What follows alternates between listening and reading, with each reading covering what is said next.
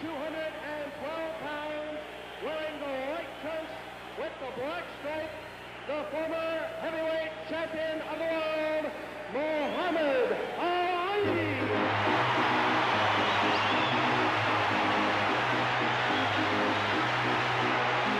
Well, Martin Purdy Pacheco, this is a 12-round rematch of a fight that took place, a tremendous upset 5.5 months ago down the road in San Diego, California, when the man on the left there, Ken Norton, defeated the only once beaten former champion Muhammad Ali as they received their final instructions from the referee Dick Young in the forum in Los Angeles. Angelo Dundee looking on. You're in there somewhere. That's Eddie Futch with his back to us, the trainer of Ken Norton.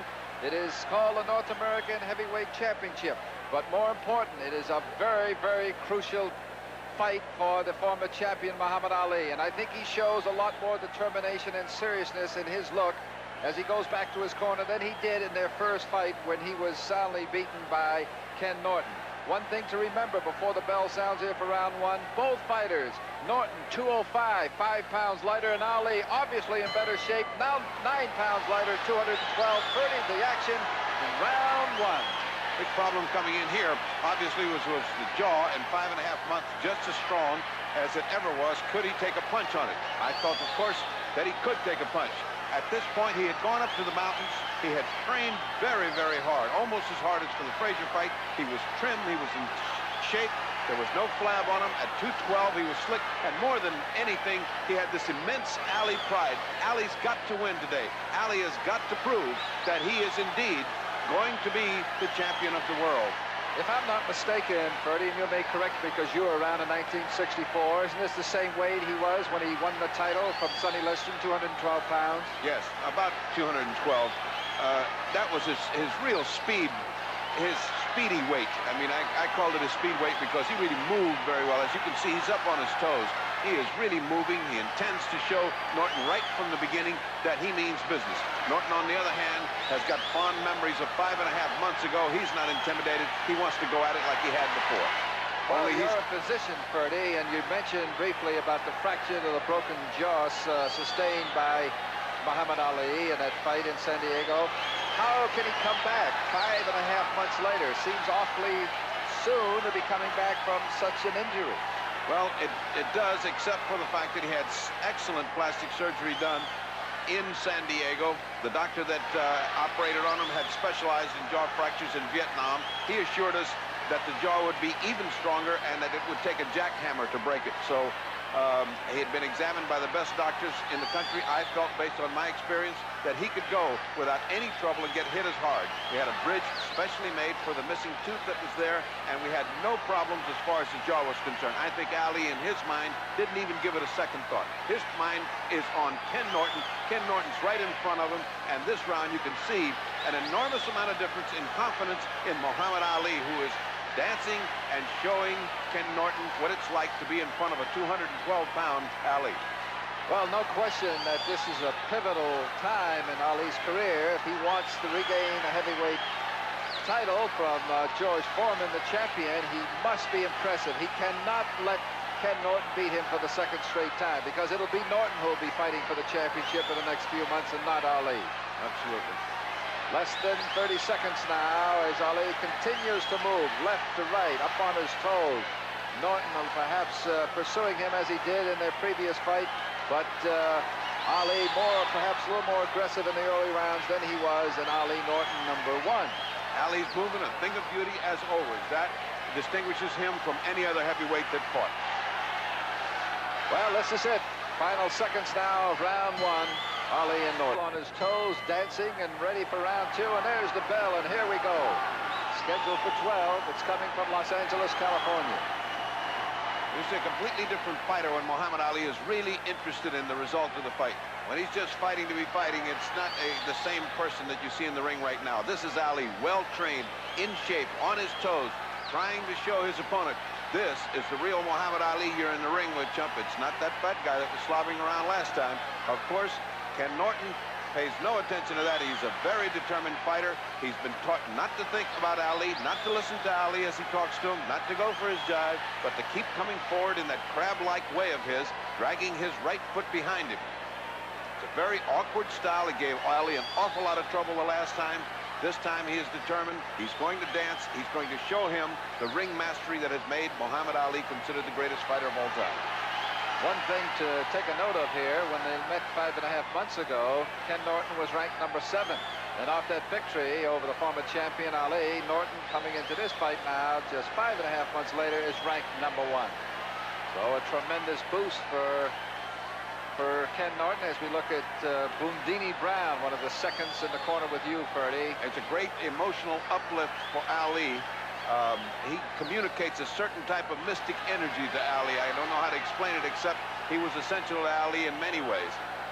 That's not to denigrate Angelo Dundee, the great cornerman who, after all, is duly credited as one of the best cornermen who ever lived. He was almost like his guru, wasn't he? He was. There was certain sort of mystical something going on between them that gave him energy. And well, he talked awful loud. That's what it was. Miss him. All right, we are in round 2, and that is Ken Norton on the left chasing Muhammad Ali.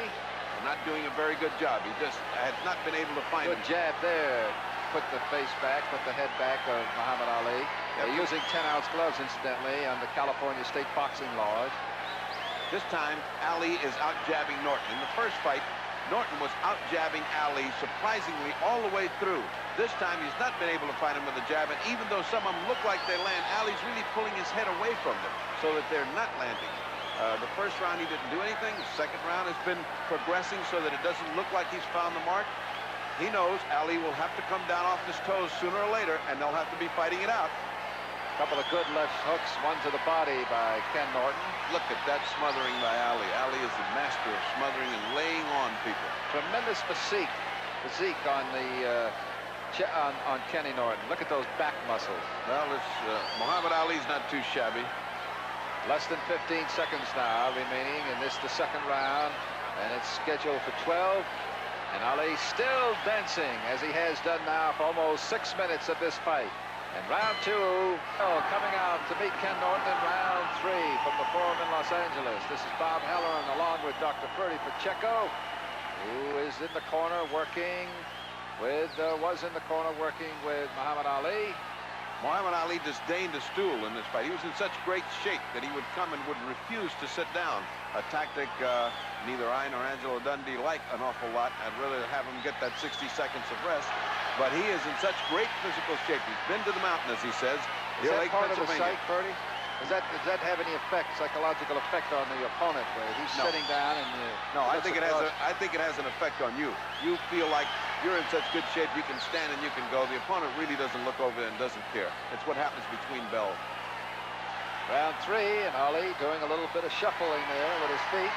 A master at footwork. Still on his toes.